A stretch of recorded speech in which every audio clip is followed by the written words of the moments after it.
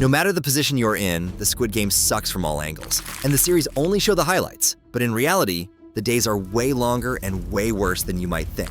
So in this video, we are going to go over a day in the life of every single Squid Game position, starting with the day of a guard. Being a Squid Game guard is a nightmare wrapped in cotton candy packaging. Those strange shape-based masks hide more than just faces. They also cover up the soul-crushing reality of one of the worst jobs in fictional history. Your day starts with that awful music blasting through the speakers. No gentle alarm, no hitting snooze, just 10 minutes to get your pink suit ready before your door hisses open like a horror movie. The clock counts down to 0, and boom, you're on the clock whether you like it or not. Roll call comes next, where you're counted like livestock. No names, just numbers. Looking around, you see nothing but identical jumpsuits and masks.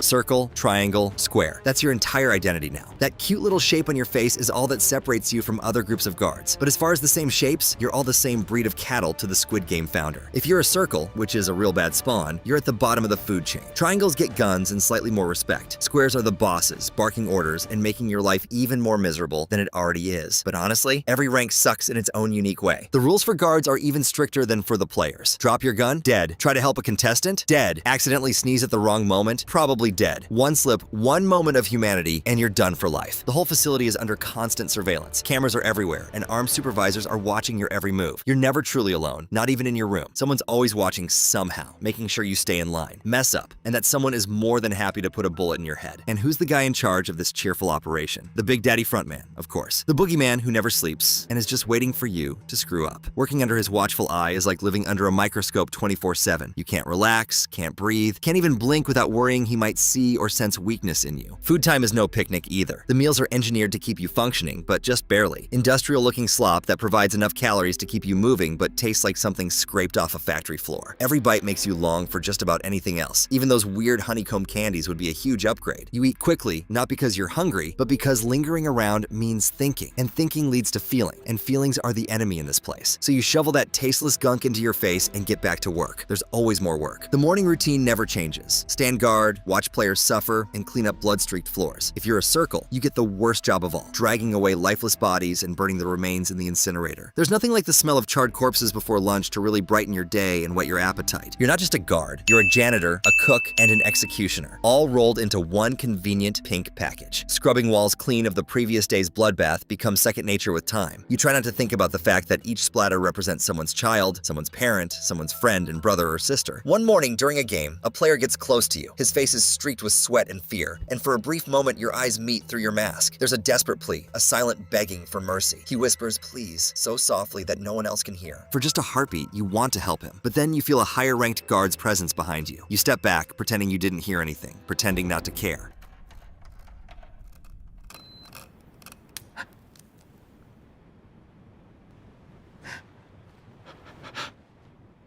한 번만 제발 한 번만 더.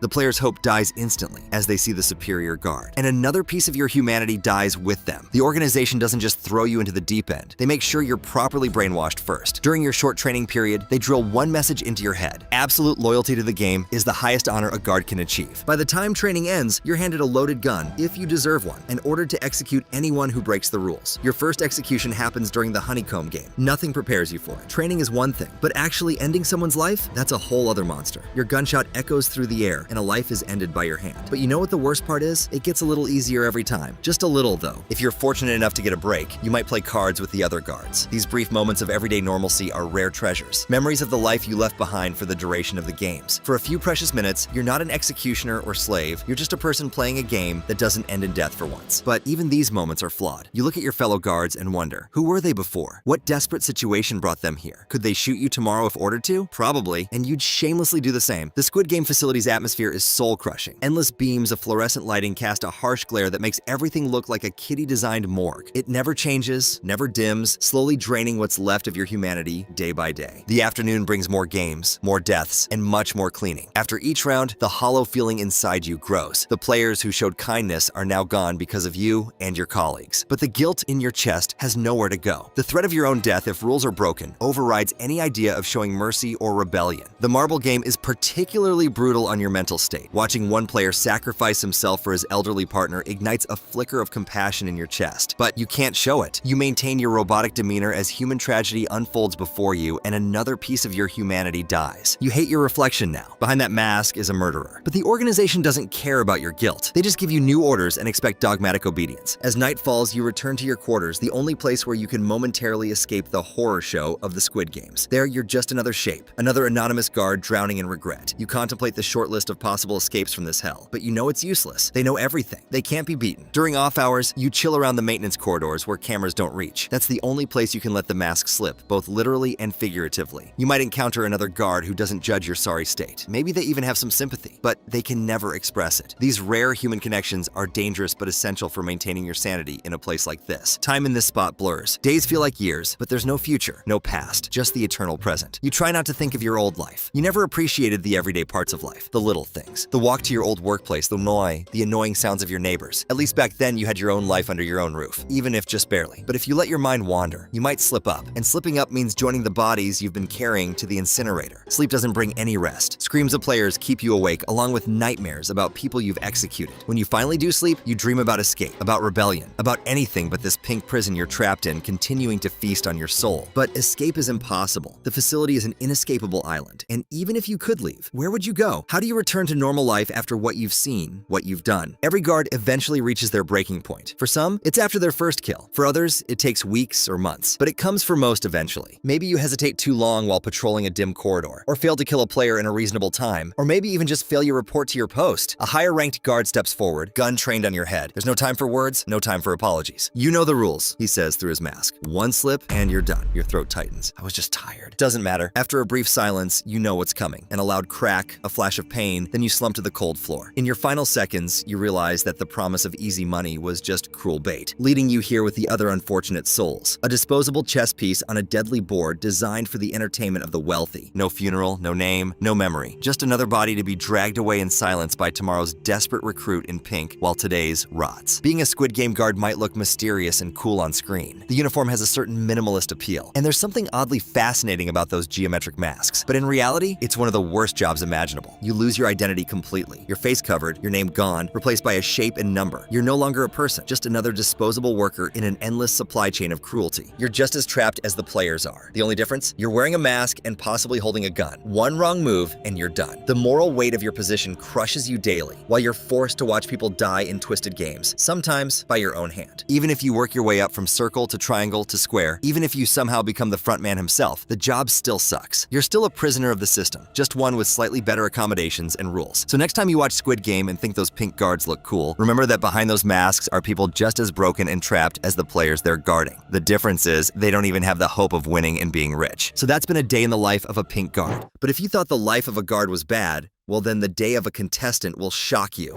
It all starts with a simple slap. Not from a fight, but from a folded paper tile smacking the ground. This is the entry point, a subway station where a sharply dressed man offers a game of didakchi. Win and you get cash. Lose and you get a slap in the face. For a person drowning in debt, the promise of easy money is a powerful lure, enough to endure the repeated stings of humiliation. The losses stack up one by one. The slaps ache. But the desperation to win, to finally catch a break, is far stronger.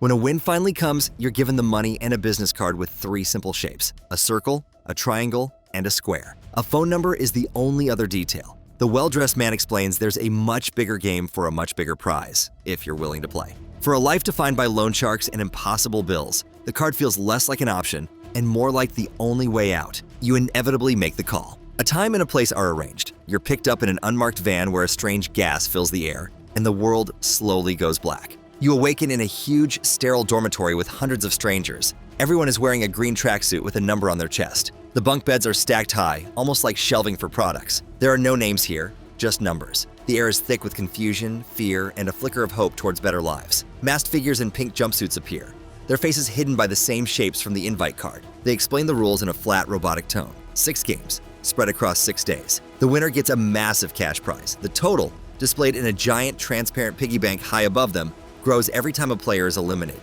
The true meaning of eliminated isn't clear yet, but the weight of potential failure settles over the room. The first meal you receive, a simple lunchbox from childhood, creates a bizarre sense of nostalgia in this deeply uncertain place. Red light, green light. For For the first game, you're led through a maze of colorful, nonsensical stairwells, like something out of a dream. You step out into a large, artificial field where a giant, creepy-looking animatronic girl stands with her back turned to you. The game is red light, green light. The rules are simple. You must cross the field to the finish line in 5 minutes. You can only move when the doll is chanting and her back is turned. When she stops and turns her head, you must be perfectly still. Any movement means instant elimination. No second chances. The game starts. You take a few cautious steps and then the doll's head spins around. Silence. A moment later, the sharp crack of a sniper rifle echoes through the field. A player who stumbled falls to the ground, a red stain spreading across his tracksuit. Panic erupts in your gut. Elimination means death. The realization hits you and the crowd with an overwhelming physical force. People begin to scream and turn to run, only to be gunned down by guards one by one in rapid succession.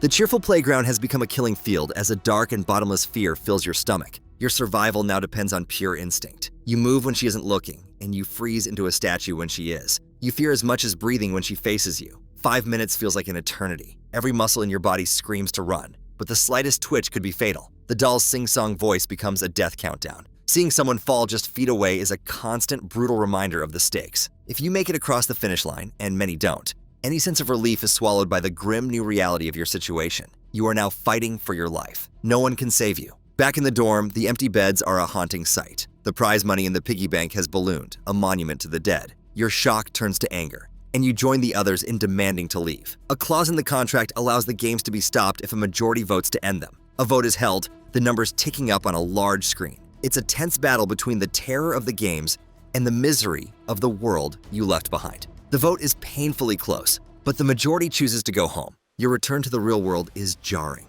The debts are still there, the desperation just as sharp. The chance to escape that life was so close. The freedom you voted for now feels like its own kind of prison. The business card, once a sign of a dangerous risk, now represents a twisted kind of hope. Some may leave the games forever, but most return out of necessity. If you get back into the van, it'll be from a decision that the horrors of the game are better than the hopelessness of your life. See, honeycomb and hidden clues.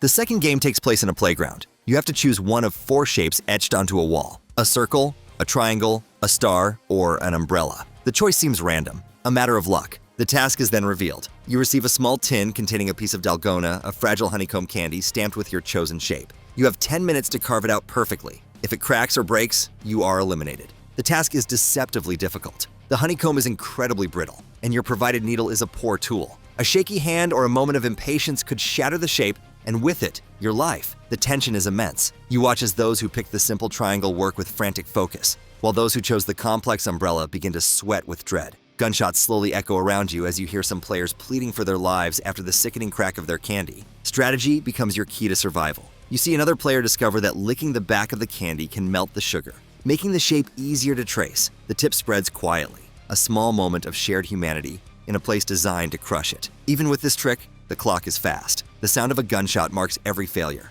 a constant drumbeat of death. Surviving is a small, sweet victory with a bitter aftertaste. In the hours between games, you realize the dorm has become its own society. Alliances form out of desperation. A gangster and his crew start to take over, hoarding food and threatening weaker players like you. The games are no longer the only threat. After lights out, the gangster starts a special game, a brutal riot where the prize money goes up for every person killed. You have to fight for your life in the dark until the guards finally step in and you narrowly escape being choked to death. Tug of war.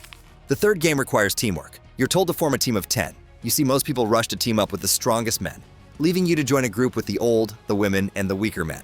The arena is a pair of high platforms with a massive gap in the middle. The losing team will be dragged over the edge to their deaths. The physically powerful teams seem to have a clear advantage, but an old man on your team, who has been quiet until now, reveals he has a strategy. He explains that it's not about pure strength. It's about technique, timing, and working as one. He gives you and your teammates a plan for how to stand, how to use your weight, and how to use a coordinated burst of energy to throw the other team off balance. Your team, at first glance, the weakest, follows his instructions. You struggle, the rope tearing at your hands while the other team taunts you. But you hold on, trusting the old man's plan. At the right moment, your team executes the strategy and the tide turns. The stronger team, relying only on brute force, is caught by surprise. In a shocking victory of strategy over strength, you help pull your opponents over the edge. It's a moment of triumph immediately followed by the horror of watching 10 people fall to their deaths at your own hands. Even the greatest victories have the most depressing results in this brutal competition. The agony of marbles. The psychological toll keeps mounting. Your shock is gone, replaced by a dark form of exhaustion, so close to giving up. The fourth game is designed to attack what little is left of your spirit. You are told to get into pairs. A wave of relief washes over you. After the brutality of tug of war, working with a partner feels like a small mercy. You pair up with someone you've grown to trust, the closest thing you have to a friend. You get led into a recreation of an old neighborhood as the sun sets. Then the twist is revealed. You are not partners. You are opponents. The game is marbles. You are given a bag of 10. The goal is to get all of your opponent's marbles within 30 minutes. You can play any game you agree on as long as there's no violence. The winner lives, the loser dies. The emotional devastation is immediate and total. The person you chose for support is now the only thing standing between you and survival.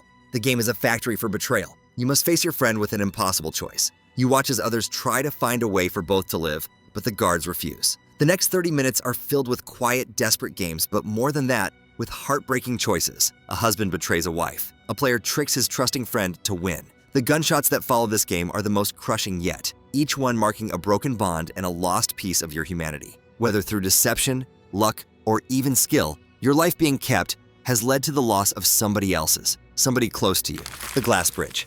You and the other remaining players are hollow shells after that cruel game. The fifth game is a raw test of luck. You enter a strange room and face a long bridge suspended high in the air. The bridge is made of paired glass panels. In each pair, one panel is tempered glass that can hold your weight. The other is normal glass that will shatter on impact, sending you plummeting to your death. You must choose a number that decides the order you cross. If you are at the front, you bear the greatest risk, with every step being a 50-50 chance of survival. Each correct step you take reveals a safe path for those behind you. The sound of shattering glass and a scream becomes a repeating horror. You see some players push others ahead of them. The bridge is a stage for final, desperate acts of self-preservation. If your luck runs out, your journey that started with a slap in a subway will end with a final, fatal misstep into darkness. Your life extinguished for the entertainment of a hidden audience. And the reality is, that's likely exactly how it goes down. Statistically, you didn't even make it out of the first game. If somehow you made it to Honeycomb, barely anyone still got out alive, you're likely just another one of the background characters who didn't make it. Even if you got up to the glass bridge, your meals are dull, your dorms are depressing, and the games give you lifelong trauma. It's not exactly the best life to lead, even if the games themselves are short. Do you think you'd be able to survive? Or are you blessed to view this video from the comfort of your home? And then there is one position left, which sucks a lot less, but maybe in a different way. A day as a VIP. The VIPs may look dazzling in their sharp suits and fancy masks, but what lies beneath is a hollow core which leads to an empty heart, poor morals, and relying on others' suffering to get the slightest hit of thrill in their crazy minds. Let's take a walk in those dark suits and see just what their lives are really like. The morning ritual. You awaken gradually, not from exhaustion, but from the absence of any form of urgency in your luxurious and laid-back lifestyle. The bed envelops you in overwhelming softness, the kind that resists your efforts to rise, the kind that housekeeping tends to rather than you. You're in no hurry to get up.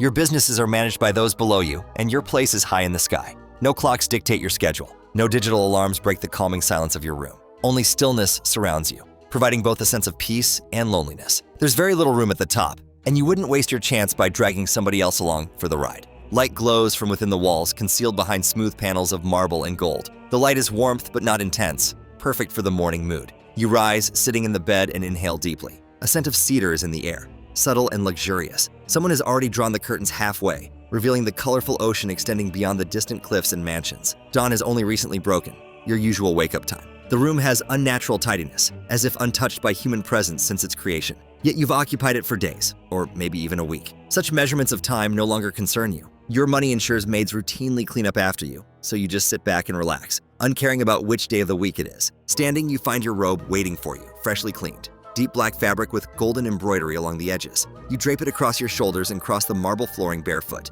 The stone's coolness against your feet provides a calming feeling as you approach your already prepared meal. Your mask awaits on a velvet cushion beside the doorway, the same one you don every year, golden, intricately designed in the form of your favorite animal. Piercing eyes, a thin, knowing smile etched into its muzzle. It always appears somewhat self-satisfied. You position it carefully over your face after dressing for the occasion. The interior padding conforms precisely to your features. After adjusting the strap, you glance once at your reflection. The mirrored image returns your gaze, and you see clear as day the value of the man before you. The march.